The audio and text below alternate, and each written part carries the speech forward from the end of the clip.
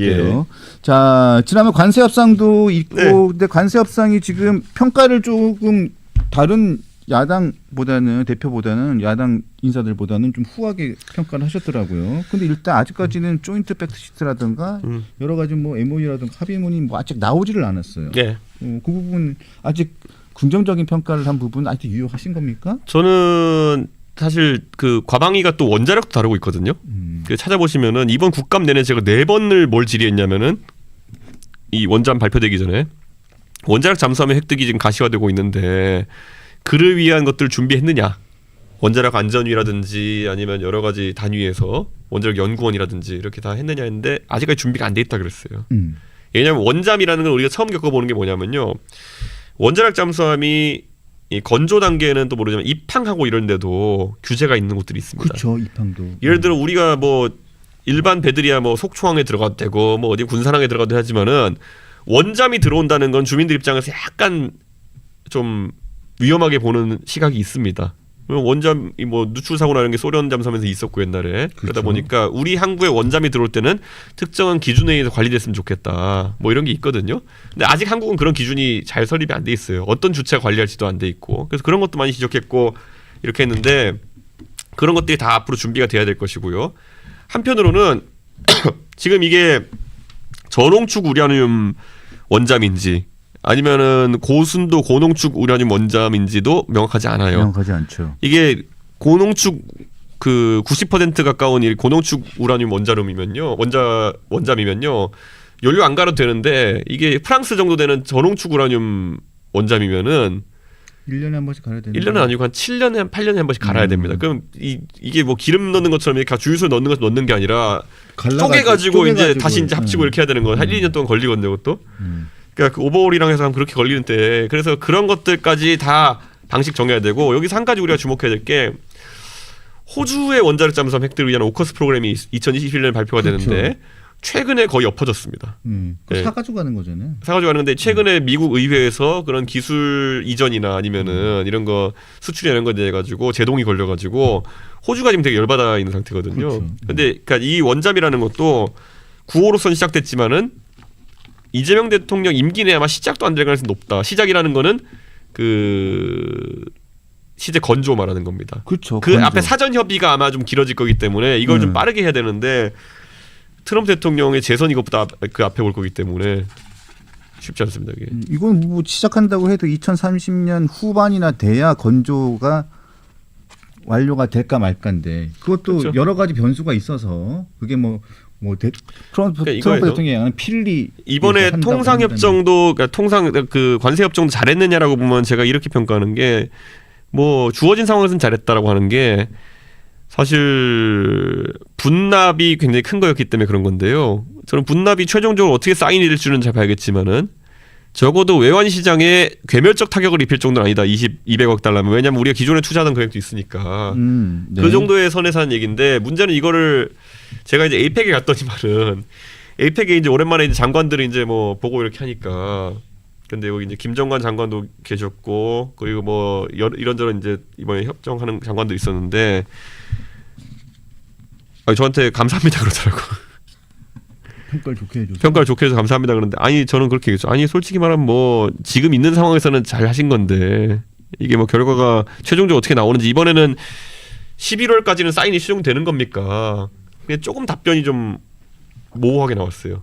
그러니까 최종적으로 팩트시트나 이런 게 11월까지는 나오는 겁니까? 근데 그게 약간 모호하게 뭐 노력해봐야죠 식의 답변들을 장관들이 하시더라고요. 여러 명한테 물어봤는데 좀 그래서 좀 걱정이 되긴 합니다. 그래서 저도 그게 궁금한 게 부분이 그 부분이에요. 왜냐하면 김용범 정책실장이 네. 지난번에 한 일주일이 조금 안 됐죠. 그 전에는 일주일 조금 안 됐어요. 딱 타결됐다는 소식이 나오고 난 다음에 각종 언론에 나와가지고 팩트시트가 일주일 안에 나온다라고 확언을 했었어요. 확언을 했었어요. 제가 그 인터뷰를 2번 봤었어요. KBS하고 SBS 나와서 확언을 했었는데 그 이후로 팩트시트, 조인트 팩트시트가 한 2, 3주 걸릴 겁니다라는 얘기가 점점점 이게 팩트시트의 시기가 뒤로 밀리는 거예요. 계속 밀리는 거예요. 그렇죠. 예. 그 사실 그래서 이번에 사실 굉장히 정부에서 홍보전을 세게 했거든요. 제가 그 에이펙 자리에 가니까 이규현 홍보수석도 오랜만에 뵈가지고 얘기했는데 아니 수석님 어제 보니까 홍보수석이 무슨 연합뉴스 TV에 낮 시간대 뉴스 프로그램 나와서 그 설명하고 계시더라고요. 이렇게 했거든요. 그러니까 연합뉴스 TV에 분장도 제대로 안 한 상태로 나오셔가지고 이제 그걸 정부의 성과를 설명하고 계셨는데 그때 제가 봤을 때 뭐 브리핑을 하고 이런 건지 모르겠지만 홍보수석이 나와가지고 TV 출연해가지고 이걸 성과를 헐레벌떡 비슷하게 약간 홍보하는 걸 보면서 야 굉장히 이게 지난번 협상에서 그 최종 타결이 안 된 거에 대한 부담이 정부가 크구나. 그래서 이번에는 뭔가 성과를 세게 홍보해야겠다는 생각을 한 것 같다. 그런데 이게 저는 약간은 걱정인 게 트럼프 대통령이 결국에는 필리 조선소에서 뭐 이걸 뭐 만들어라 이렇게 했는데 또 조선업계에 제가 물어보니까 그렇게 할 수도 없고 할 생각도 없다라는 식의 얘기 나왔거든요. 그렇죠. 그러니까 그게 할 수도 없는 게 그거는 애초에 전문 인력이 미국에 없기 때문에 불가능하고 그렇게 했을 때는 수지 타선도 안 맞고 시간도 꽤 걸리고 그런 상황인데 이거에 대해서 얘기가 전혀 없었느냐 아니면은 얘기가 됐는데 트럼프 대통령이 딴소리 하는 거냐 이것도 이제 또 궁금해지는 거죠 이제. 뭐래요? 그건 안 물어봤어요 아직까지. 그런데 우선 조선업계의 반응은 그거는 아닌 것 같은데. 자, 그 국제 현안 겸 국내 현안이 연결돼 있는 현안을 여쭤볼게요. 그 김영남 전 북한 최고인민회의 상임위원장이 사망을 했죠. 자, 조문을 가야 된다는 특사론이 지금 나오고 있어요. 정동영 통일부 장관은 애도하고 있다. 박지원 민주당 의원은 내가 가겠다 이러고 있는데 자 이거를 두고 조문단 파견 주장에 대해서 지금 옥신각신하고 있습니다. 아직 정부에서는 어떠한 지금 방침이 확실하게 정해진 것 같지는 않은데 어떻게 보세요? 저는 뭐 김영남이 솔직히 뭐 되게 대단하다고. 제가 그 안에서 보는 북한과의 교류의 특수 관계성에서 상징적인 그러니까 뭐 실질적인 국가의 지배자는 따로 있지만은 상징적인 그 체제의 어떤 수령으로서의 김영남이 존재했던 것이지. 김영남이 무슨 아주 그렇게 뭐 김씨 일가처럼 이렇게 주체적으로 판단할 수 있을 것 같지도 않고 지금 제 생각에는 그 대북 관계에 있어서 예전에 소시적에 그 한 역할씩 하시던 분들이 지금 이제 한번 방북할 수 있는 기회를 잡기 위해서 얘기하는 거지. 이게 지금 뭐 그렇게 중요한 건이 아니거든요. 북한 자체가 지금 그렇게 그 남북 관계에서 관심이 없는 상황 속에서 이게 왜 이렇게 여기에 목을 매지라는 생각이 들거든요. 그러니까 박지원 의원님이 왜 이러시는지 모르겠는데 훤칠한 키에 미남 조용한 외교관 출신으로 저와는 10차례 만났다. 여건이 허락된다면 제가 김영남 위원장 조문 사절로 평양을 방문하겠다. 윤건영 의원 한반도 평화라는 희망의 불씨를 되살리기 위해서라도 조문단 파견을 검토했으면 좋겠다. 아니 그렇게 대단한 사람은 살아있을 때 좀 가지. 그 대단한 사람이었으면 그렇게 인맥이 좋으면 살아있을 때 가가지고 좀 뭘 하든지 왜 이게 제가 이해가. 아니 나는 그래서 왜 이렇게 오버들을 하는지는 모르겠어요. 그러니까 그렇게 대단한 사람이고 자기 인맥이 좋아가지고 그 사람하고 할 것 같으면은 정권 바뀌기 전에 살아있을 때 가가지고 좀 뭐 하든지 했어야 되는 건데 지금 미사일 계속 방방방 쏘고 방사포 방방방방 쏘고 있는데 뭐 하러 가냐고요. 그러니까 저는 이 실익이 별로 없는 상태에서 이게 따끔하게 말씀해 주세요. 네, 너무 이거는 뜬금포다 내 생각에는. 네, 그 김영남이라는 사람이 우리가 그냥 언론에서 이름만 자주 봤던 거지. 이놈은 장성택 처형 때도 봤지만은 북한에서는 그냥 유일신 체제이기 때문에. 고사포 맞아요. 예, 네, 뭐 이 사람을 조문했다고 해가지고 뭐 그렇게 달라질 것 같지도 않고. 예,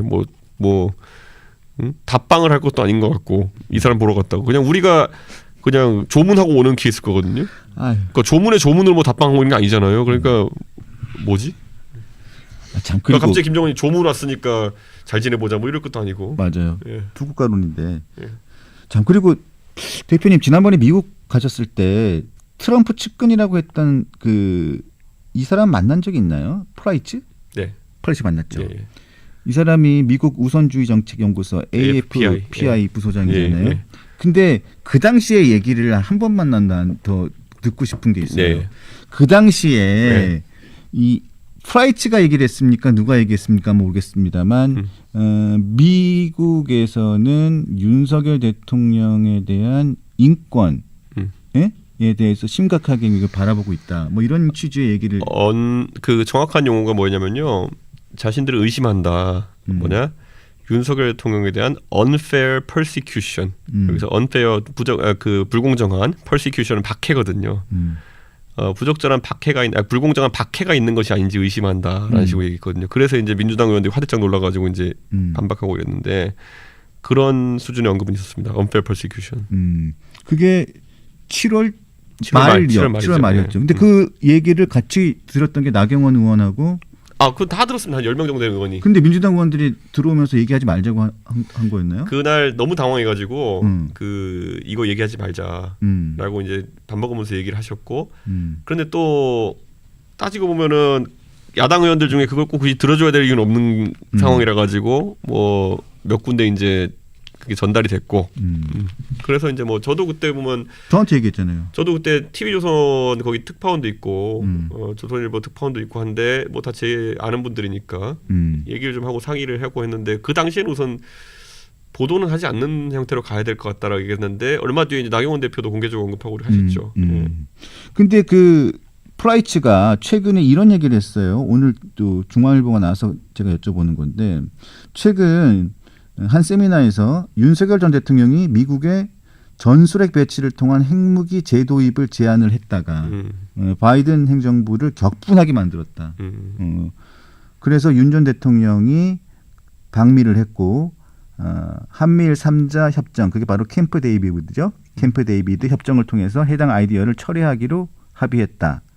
그런 다음에 한국의 핵 보유에 대한 바이든 정부의 강력한 반대가 있었다. 뭐 이런 취지의 얘기인데. 그러니까 이게 바이든과 트럼프가 다른 게 뭐냐면은 바이든 정부나 민주당 정부에서는 항상 그 핵의 비확산, 그러니까 non-proliferation policy라고 하는 것을 강하게 이제 밀어붙이는데 트럼프는 이제 고립주의와 함께 자주국방이라고 하는 이재명 대통령의 구호가 사실은 뭐냐면은 미국이 이제 더 이상 안보적 조력을 하지 않겠다는 식의 이야기를 이제 받는 거거든요. 그러니까 이게 가장 그 한미 동맹이 위험할 시기 아니면 우리 입장에 상호 방위 조약이 위험할 시기가 뭐냐면은 자주국방 주장하는 한국의 대통령과 그 다음에 그 미국에서 고립주의 또는 이제 불간섭주의를 얘기하는 사람이 나왔을 때 딱 맞아떨어지면 이렇게 되는 겁니다. 그래서 지금 상황에서 그 이재명 대통령이 뭐 이렇게 핵잠에 대해 가지고 원잠에 대해 가지고 이야기해서 뭐 협상을 뭐 어떻게 했는지 디테일은 봐야겠지만은 미국은 원잠을 허용해주고 대신 그 인도태평양 전략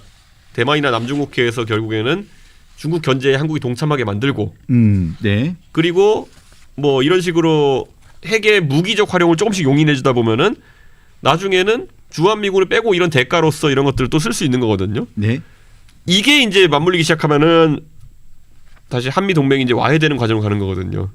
네. 저는 냉정하게 이제 그 전작권 환수 이런 것도 이제 진행시킬 거라 보거든요. 전 이재명 대통령이. 그렇게 했을 때 이제 우리가 항상 얘기하지만은 한미 연합사라는 게 이게 대장들끼리 이렇게 있는 거에서 만약에 미군이 사령관 역할을 하지 않게 되고 그럼 한국군 사령관이 예를 들어 미군한테 야 니네 가서 그 오키나와에 있는 부대 끌고 와. 그럼 끌고 올 수 있겠느냐. 예. 야, 아직 우리 싸워야 되니까 오키나와에 있는 거 빨리 끌고 와라는 걸 한국군 대장이 만약에 미국군 중장이든 대장한테 시키면은 미국이 yes 하고 가겠냐는 거죠. Who are you 이러겠지. 너 누구냐 이러겠죠. yes 이러지 않겠죠. 이렇게. 그러니까 그런 게 이제 동맹의 변화인 것인데 그런 걸 너무 가볍게 생각하면 안 될 것이다. 사실상의 한미 연합군의 형해화를 가져올 가능성이 있다라는 거를 우리도 알고 해외 투자자들도 알고 북한도 알고 중국도 안다. 그렇기 때문에 이게 좀 저는 리스크가 있다 봅니다.